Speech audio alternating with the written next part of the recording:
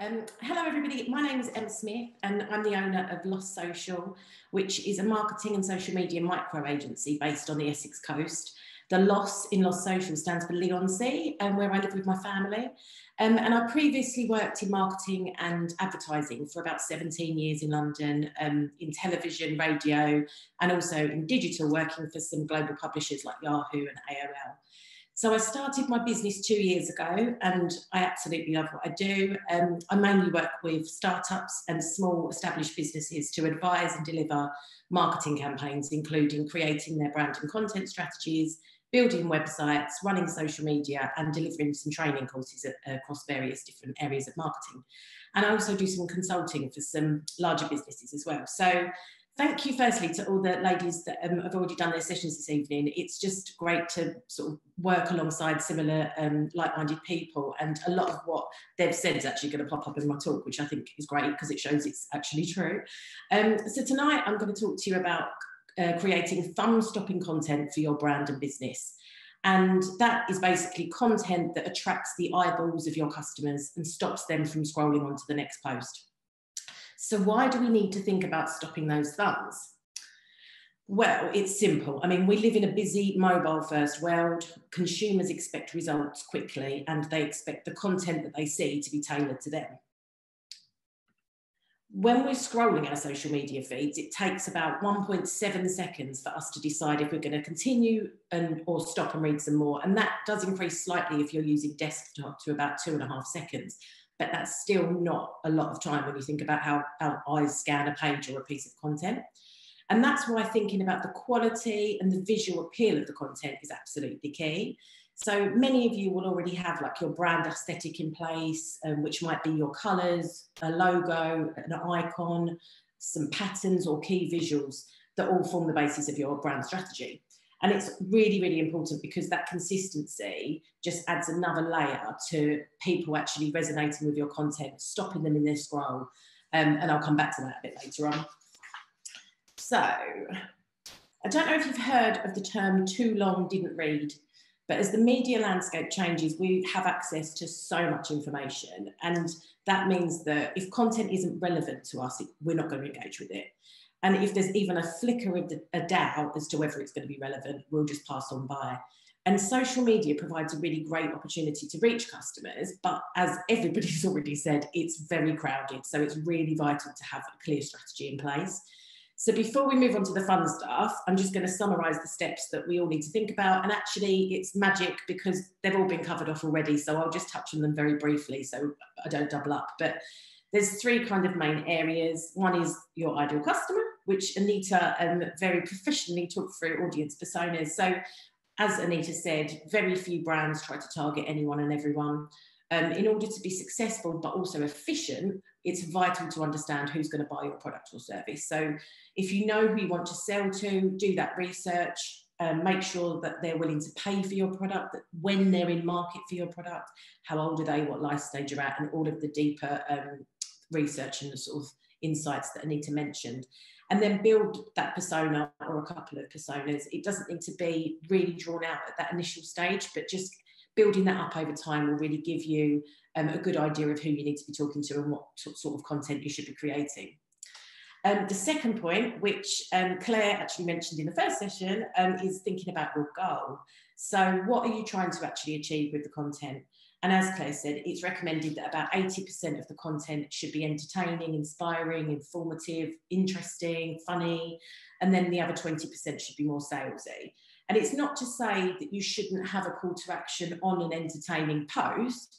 It just means the connect with the customer should be more personal and authentic. So if you're a product-based business, capturing images of your product in situ, so a beautiful print on a bedroom wall, that kind of thing, that will show people what they're buying into, which means you're presenting the product in a visually pleasing way. So the sales message is quite subconscious. It comes quite secondary to the engagement in the first place. And you are drawing your ideal customers in with beautiful content, encouraging them to imagine what it might look like in their home. And if you've got a shop, that's actually even clearer and simple, an Instagram or a Facebook shop, because you barely have to even encourage the click. It's kind of, this is the product. If you love it, here it is. And then with goal setting, it is important to remember that organic social is very powerful. It's great for awareness and consideration. But as you move people further down that purchase funnel, it does get harder to actually sort of equate the effect of it. And especially now with the algorithm changes that have impacted organic reach quite significantly over the last 6 months or so. So think about social media as a branding exercise. If you've got more specific goals or they're more time sensitive, that's when you should really be thinking about a paid strategy perhaps.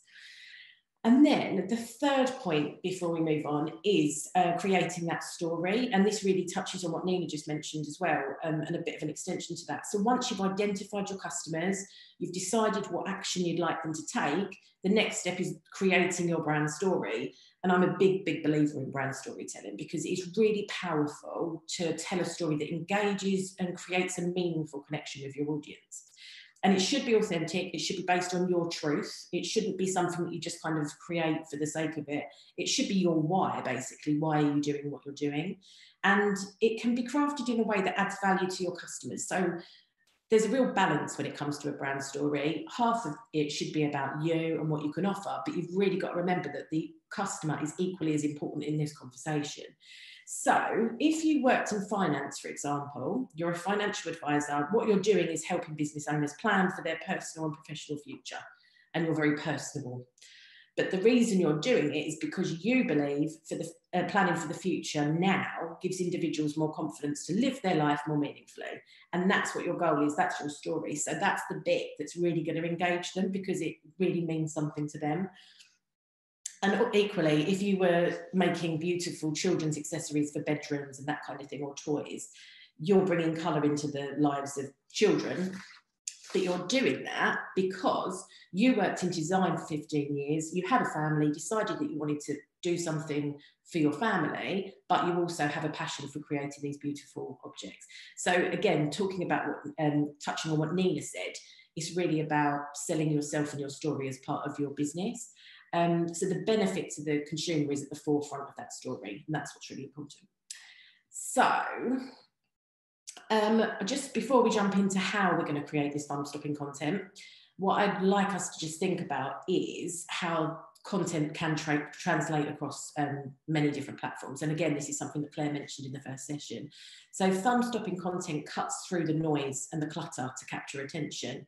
And it could look beautiful, it could look very high quality or authentic or very engaging, but the most important factor is that it's relevant to the environment on which it's in.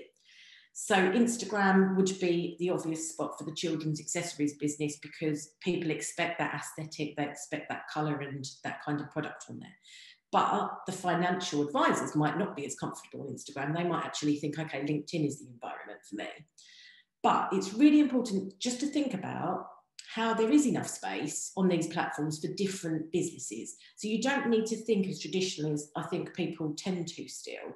It's the element of the story that you can adjust so that it is relevant for different platforms. For example, and I'm working with a couple of people at the moment, and obviously a lot of people are changing the way that they're working. So the finance element is quite a big thing for a lot of people that are transitioning to home working.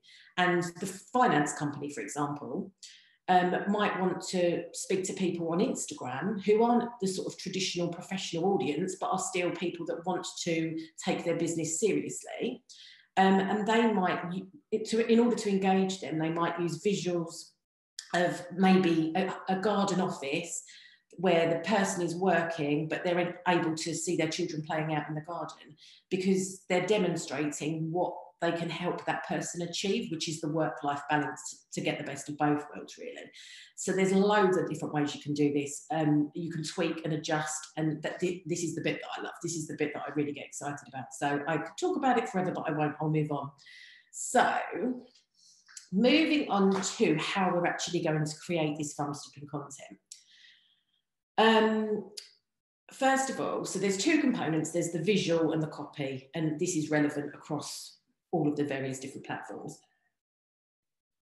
I'm going to start with the visual. So strong photos and images and videos are more engaging than just text, although text can obviously work in its own way. And they play the added role of being more engaging and endearing to users. So they add those all-important microseconds that stop people scrolling. And faces, as Nina's touched on, and they can be human or animal, but if they intrigue people, they're interesting and they're very stimulating to the eye. So there's something that does stop people scrolling on their feed. So these examples are from a post about the top 50 Instagram accounts to follow this year. So there's just a selection of really lovely images here. And obviously they're very unique, and you'd hope tailored to the different brands that they stand for. So just as a couple of examples, the pancake bunnies in the bottom left-hand corner. This is a food artist. She's got quite a significant amount of followers. And I can imagine they're probably really valuable followers that are really interested in what she produces, because she offers everything she creates and posts is completely unique. So it's not kind of your manufactured food content. She's really thinking about what she posts. So what can you offer that nobody else can? How can you make your product or service really stand out visually?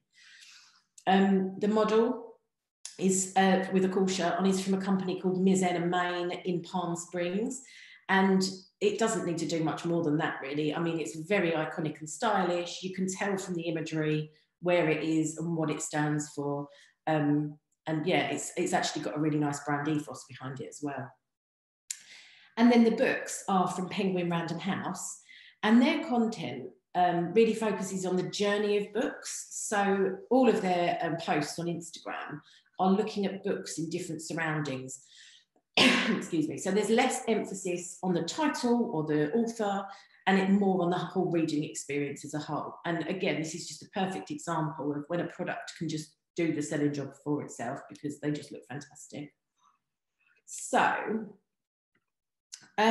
what I just wanted to touch on here is a bit about my brand photography, which is funny because obviously that's what Nina is the expert at. So what images can we all use? What do we have at our disposal? And I wanted to start with this because this kind of just shows you how you can use brand imagery in lots of different ways.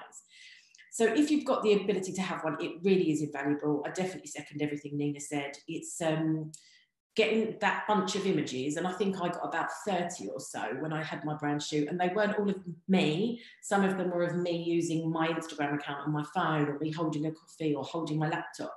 So your photographer can be really creative about what they capture. And a lot of mine are set down at the seaside near where I live, because my brand, obviously, I've got the 3 waves of my icon. My business name is based on the area that I live. So the seaside is a really big deal for me. And yeah, as I say, I mean, you can choose various different locations and things to help bring your brand to life, and seasonality is a big one of those.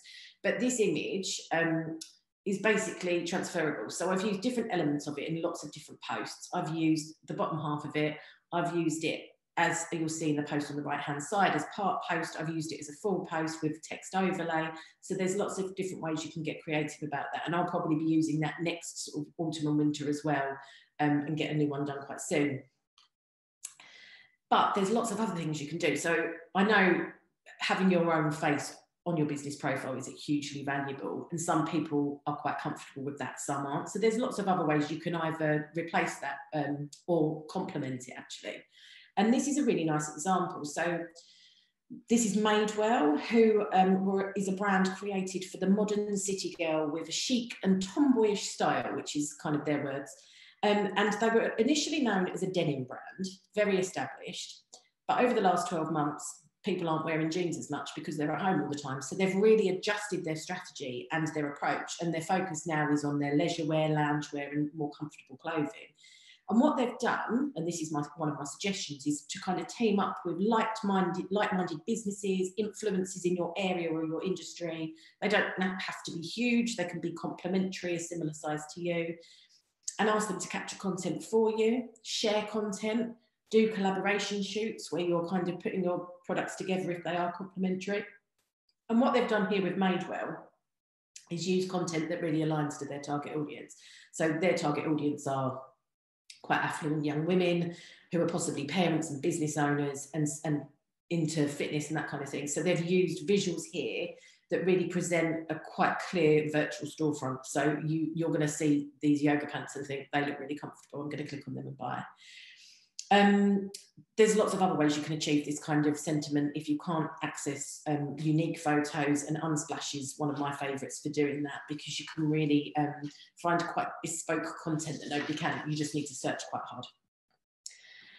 And then this is another example. So some people aren't afraid to be in front of the camera. I was actually until about 6 months ago, and I didn't really use many photos of myself for the first 18 months or so, but now I'm a bit more confident. But people like Ryan Reynolds are obviously incredibly used to that kind of thing. So it's, as Nina again suggested, getting some quite informal shoots, getting people to take a nice photo of you, that can work really well. I actually take a load of photos of the seafront and the different landscapes when I'm out and about, and they buffer my brand content and really enrich what I'm doing. Ryan Reynolds features in quite a lot of social media because he's got quite a few businesses, and he is really tongue-in-cheek, and so that comes across in the style, and it enables him to stand out. So there's loads of gin companies, and there's quite a lot of celebrity-owned ones, but actually everybody remembers him because of his cheeky personality. And actually the reason I included the image on the right is because he obviously has made a nice biscuit out of his face. But if you don't want to use yourself, there are ways that you can create imagery, animation, and avatar that represents you and put some of your personality into the content without having your face everywhere. So there's a few thought starters. This is another sort of consideration. Videos are huge, obviously, and the algorithm favours them. They're much more discoverable than static posts. If you're looking at the Explore page on Instagram, I think videos are 4 times the size of static posts when they're promoted. And in the past, if people are capturing their own videos, we'd mainly put them on stories. Because they're less formal, they're more authentic, they offer people the kind of behind the scenes image.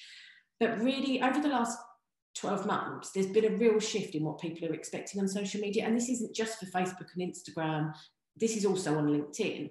And people expect to see content that isn't perfectly curated and is more about brand honesty and, you know, the reality, which obviously the memes that go around on Twitter are a testament to that. So I just thought it was worth mentioning that these kind of pieces of content, this kind of more informal video, is actually making its way to the grid. People are happy to see it. And yeah, it's something that I'd recommend actually, because it's a really good way of putting yourself in front of your users in that kind of grid format or the newsfeed. And then the image on the right is just something that I wanted to add in, because what I've found is increasing the engagement on my posts is not just creating video, but also creating movement. And it's really simple to do. So this is something in Canva. I've just added a sticker and some animation to what would have probably been a static post before. And it's really impactful because, again, it just pops when people are scrolling by. It'll auto play in most of your social feeds, and it just gives people something to look at that's a little bit different from whatever else is in their feed. So definitely something worth considering. And something else actually, and this is kind of something that's evolving, is the mobile first experience. So about 85% of social media is consumed on mobile devices. And obviously YouTube was historically a horizontal video platform. Instagram TV is actually enabling both vertical and horizontal videos. And people are still creating horizontal videos. Big brands obviously have got probably a bit more budget, but they would normally create horizontal first because of television campaigns. What I'd suggest is try vertical where you can, because even though people can tilt their phone, some people might just drop off at that first moment. So make it really easy for your customers to view your content. And that kind of goes for everything from a visual point of view. So that's a bit about visuals. What I wanted to talk about next was copy, because fantastic photos are one thing, but ideally we want people to go one step further and actually engage with the post and do what we want them to do. So a great caption can do many things. It can add context to that visual, and that's really important, especially if you are using a photo, because what are you trying to say in that photo? Are you sharing something about your why and the reason you started your business, or is there something about a specific product that you really want to get across in that image? It gives you a chance to show off your brand's personality and reflect your tone of voice as well, which is something that, again, is really important from a strategic point of view. And we'll all kind of know of brands that we know their tone of voice, whether it's cheeky or informative or fun or serious or sarcastic. There's lots of different ways that that tone can come through. But again, that's something that really needs to be consistent in all of your copy. It needs to be entertaining. So it doesn't need to be funny all the time. It can be informative, interesting, give them a fact that they don't know, give them a bit of information that's going to make their life easier.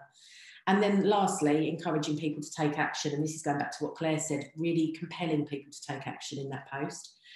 So there's many ways you can structure posts, but based on the theme of thumb stopping, I've come up with a couple of sort of thought starters. I don't know if that's blocking the view, so I'm just going to move that over here for a second. So what I do is, first of all, if I'm doing a post on Instagram or Facebook, and sometimes even LinkedIn, I will capitalise the headline so that people can immediately see what that post is about. And this is more effective as well if it's quite a long post. You can either summarise it in that headline, you can ask a question, or you can just grab their attention by saying something outrageous or relevant. So, for example, if I was doing a post about this session, my title might be, "Is your content working?" Another thing that I think is really vital is using emojis, and this won't be for every single brand, but I think most can get away with it. But using emojis really humanises the content. It adds that visual element, again, intrigues and stands out. You can use it to punctuate bullet points, just to add more context. And yeah, it kind of adds that human layer. And then finally, having a clear call to action. So you might encourage people to comment by, thumbs down, finger down, tell me about it in the post. You might ask them to sign up to your newsletter. You might ask them to visit your website, click to your shop. Whatever you do, be very clear about what you want them to do and tell them why you want them to do it. So, for example, if I was doing a post about this session, I might ask people to visit my website to read more in a blog and follow up with more information, or I might ask them to sign up to my newsletter. But it's really important to remember what is the benefit for them, what are they actually going to get out of it. And I'm going to click. So in terms of some housekeeping stuff, I mean, don't worry about reading this slide because this is just a post I did a couple of weeks ago.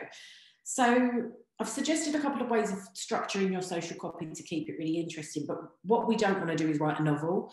We don't want it to be, I mean, some people will tell you to write a sentence and that's it as your caption, but actually you're not really going to get much value out of that. So some kind of points to know. Instagram, you can include up to 2,200 characters within a post, which is about 400 to 500 words. This on the screen now is 100 words. So if you were going to write 5 times that, that is quite a lot of copy for something that is a visual platform. So you might want to think about that. This was probably half of a post that I did actually. So mine was probably about 200 words. But again, I did use emojis to punctuate it. I did ask questions and I did get people commenting and sharing their thoughts. Facebook actually cuts off at 477 characters when you get the see more button. So a really good consideration, if your copy is longer than that, is to put something really impactful. And this is where the headline comes in. So make sure people know what they're going to be reading, because if they're going to click that extra button, they want to know why they're clicking and the benefit of it. And similarly for LinkedIn, LinkedIn cuts off at 140 characters, which is about 60 words. So to gain impact at that sort of primary stage. And for LinkedIn, I think, again, it's not about novels. People are probably on there in a work environment or a business mindset. So it's good to be really efficient with what you're trying to say and what you're asking them to do. So, I mean, that's a kind of thumb-stopping content in a nutshell. I think strong and well-considered visuals are really important. A clear role for your copy, but the most important part is being consistent. So the more on brand and defined your content is, the more your ideal customers will come to recognise it when they see you over and over again, respond to it, and become your loyal supporters. And that's me. Thank you very much.